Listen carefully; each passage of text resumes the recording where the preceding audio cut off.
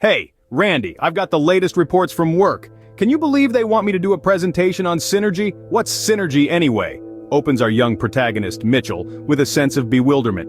Now imagine the mischievous twinkle in Randy's eyes as he chuckles and leans back, ready to explain. Synergy, my boy, is when two things work together to create a result greater than the sum of their individual efforts. It's like peanut butter and jelly, good on their own, but magic when combined. Mitchell, still puzzled, responds, "Wait, so I'm the peanut butter or the jelly in this scenario?" The intrigue in his voice is palpable. Randy, ever the jester, grins widely and declares, "You're the peanut butter, obviously, smooth, hardworking, and a bit nuts." The room fills with an exasperated sigh as Mitchell rolls his eyes and takes a seat. "You're not making this any clearer, Randy," he retorts, the confusion in his voice echoing the sentiments of many a novice in the business world. But Randy, the seasoned veteran, just laughs. He knows that the concept of synergy, like life itself, isn't always crystal clear. And perhaps that's the beauty of it. So you see, the synergy conundrum isn't just about peanut butter and jelly. It's about the interplay between the old and the new, the experienced and the novice, the jelly and the peanut butter. It's about the magic that happens when different elements come together to create something greater, something more delicious, and something that leaves a lasting impact. And just as Mitchell is trying to wrap his head around this mystifying concept, Randy leaves him with a chuckle and a twinkle in his eye, saying, "You're not making this any clearer, Randy," and so the synergy conundrum continues until our next scene. Stay tuned. Well, life's not always crystal clear, my young friend. Speaking of which, remember the time when we had to search for information without the internet?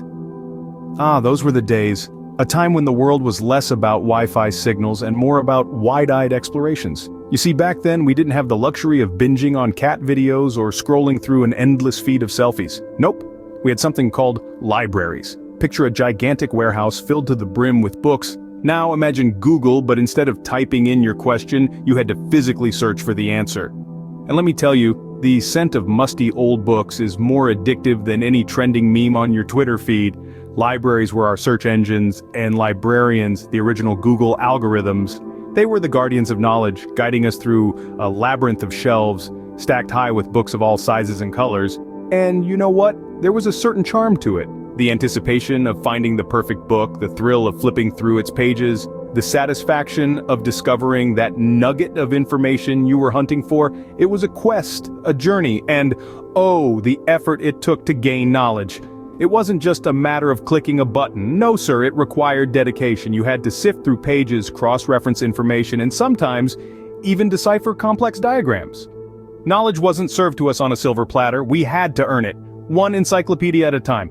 Yes, we worked for our knowledge, and in the process, developed some serious muscles. You see, encyclopedias weren't just a source of information. They were also our gym equipment. Lifting a volume of Britannica was like doing a set of bicep curls.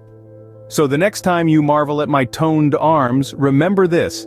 Exactly. Encyclopedia curls, the secret to my biceps. "Who's that in the picture, Randy?" Mitchell asks, curiosity piqued by a photo hanging on the wall. The image shows a young man in bell-bottoms, a sequin shirt, and an afro that could rival the size of a small planet. His pose is confident, a finger pointed skyward in the quintessential disco move. Randy leans back, a reminiscent smile creeping onto his face. That, he says, "that's me in the prime of my youth. See those bell-bottoms? The afro? That, my friend, is the mark of a true disco king." Mitchell snorts, laughter bubbling up from his belly. "Disco? You mean you spent your nights doing the hustle and the bump?" "Absolutely," Randy replies, his eyes twinkling with mischief. "And don't forget the bus stop and the funky chicken. We were the original movers and shakers." Mitchell shakes his head, trying to picture Randy in his disco glory days. "And here I thought the floss and the dab were the height of dance innovation," he muses. Randy chuckles, a hearty sound that echoes around the room. "Oh, Mitchell," he says, "you have much to learn. Our dance moves were a language, a way of expressing ourselves. Each step told a story, each spin a chapter." Mitchell can't help but laugh at the image of Randy spinning on a dance floor, bell-bottoms flaring. "I can't even imagine," he admits. "Our moves are more about getting likes on TikTok than telling a story." Randy nods, a sage look on his face. "Dance, like everything else, evolves," he says, "but some things remain timeless. The joy of movement, the rhythm of the music, the thrill of the dance floor, those are universal." Mitchell grins, a new respect for Randy's disco days dawning on him. Okay, maybe you guys had some cool stuff back then, he concedes, earning a triumphant chuckle from Randy. And with that, the Disco King's reign is acknowledged, a testament to the power of dance across generations. We had our moments. But you know, the best moments are the ones we share with friends. There's a certain beauty in the bond that forms between friends. It's not always about sharing the same age, the same interests, or even the same generation. It's about sharing laughter, sharing experiences, and most importantly, sharing moments. Take Randy and Mitchell, for example. One is a senior citizen who's seen it all from the days of disco to the dawn of the digital age. The other is a young, energetic guy who's just stepping into the world, armed with the power of technology and the spirit of youth. Different as chalk and cheese, yet there they are, sharing a couch, sharing stories, and sharing laughter. They've had their moments of confusion, like when Randy tried to explain synergy to Mitchell. They've had their moments of disbelief, like when Randy revealed how they had to search for information without the internet.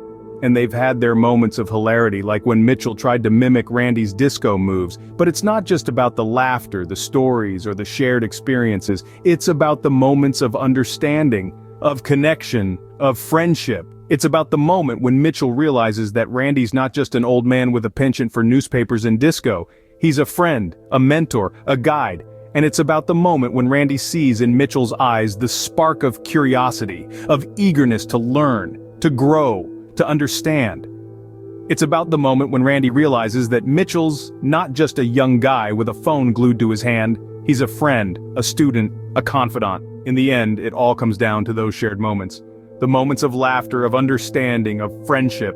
The moments that bridge the gap between generations, that prove that age is just a number, that friendship knows no boundaries. Because, in the end, it's not about who's the peanut butter and who's the jelly. It's about the magic that happens when they come together. The magic of synergy, the magic of friendship, the magic of shared moments. But you know, the best moments are the ones we share with friends.